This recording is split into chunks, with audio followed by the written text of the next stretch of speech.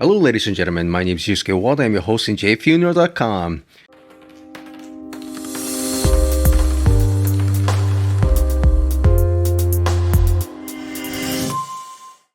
Yesterday, in my Japanese version of the blog, on my vlog actually, I spoke about crematoriums that's disappearing. Well, in 1988, there were over 1,900 crematoriums operation in Japan. Today, as I checked yesterday on the Ministry of Health and Labor, there are only 1,404 that's in operation. What happened to the 500 that's gone? Well, most of them have been, due to deterioration of aging, they had to decommission the crematorium. But instead, there are places that you have the crematorium, but you have crematory that's different silos to place the bodies. So there were let's say there were only 5, they increased to 6 or 7 to compensate that. But in some places, a very small city in Yamaguchi Prefecture, a city called Yanai, which is inside the Setonai Kai, the straits of in between Honshu and Shikoku, the islands. And I've been there because I have a friend that used to live there, so I went to go and visit there on my car. It's about 800 kilometers, 500 miles. I go there in a car to see what's going on.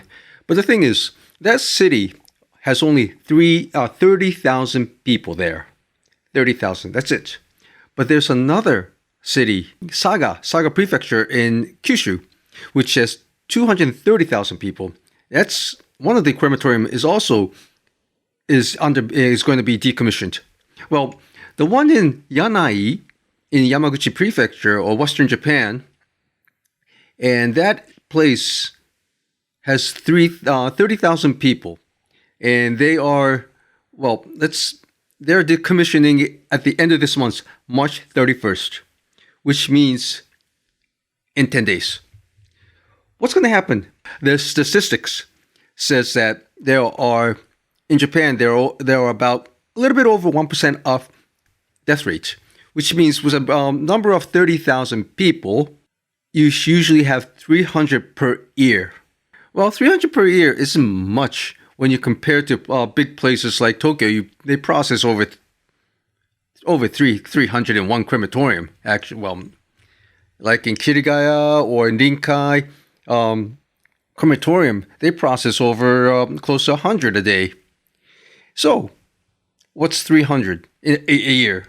But the thing is, places like that in the rural cities and towns don't have the budget to rebuild, which is very costly because you have to make the furnace and all of that to maintain with the oil and electricity bill rising high up in the air.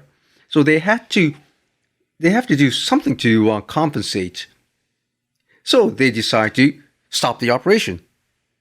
Well, what happens if they stopping the operations? In a city like Yanai, that's not a big problem.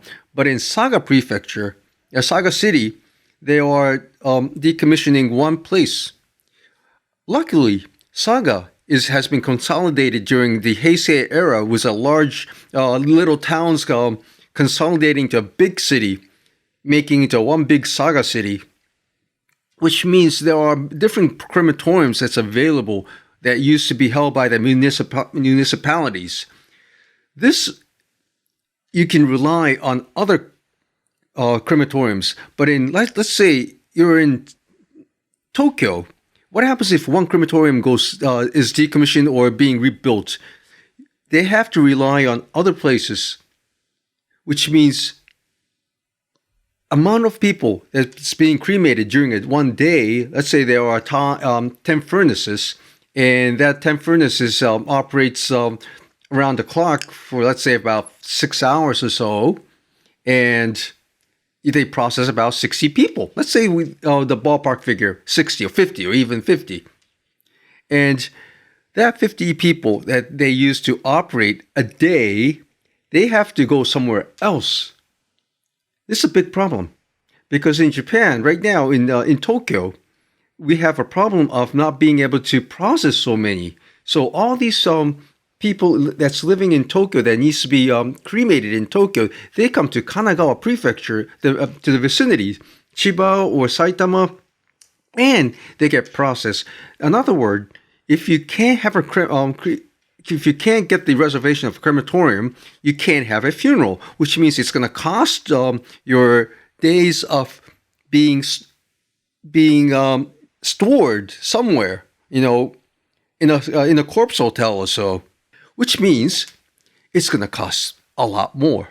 So that's why, instead of having to pay for all that, they go to the vicinity municipalities and have it cremated.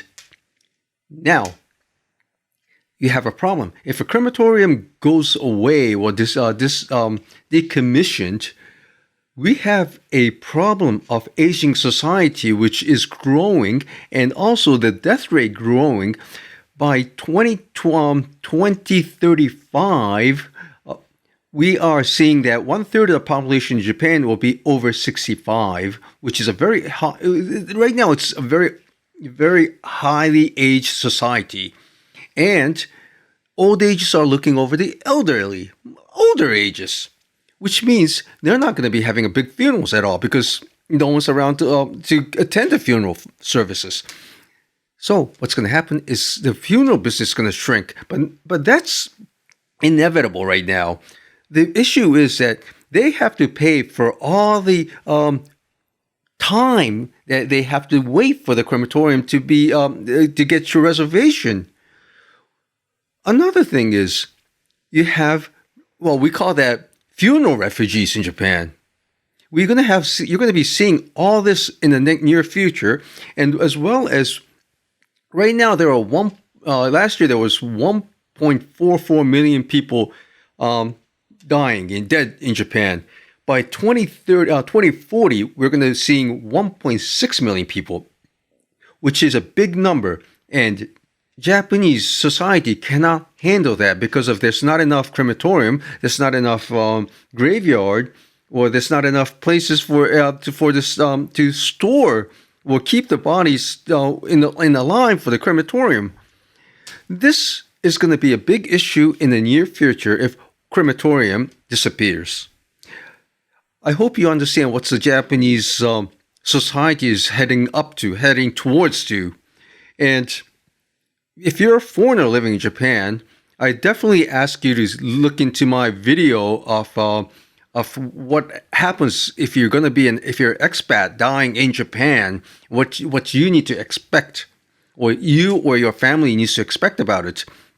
Well, thank you very much and have a good day, and I'll see you again. Bye-bye.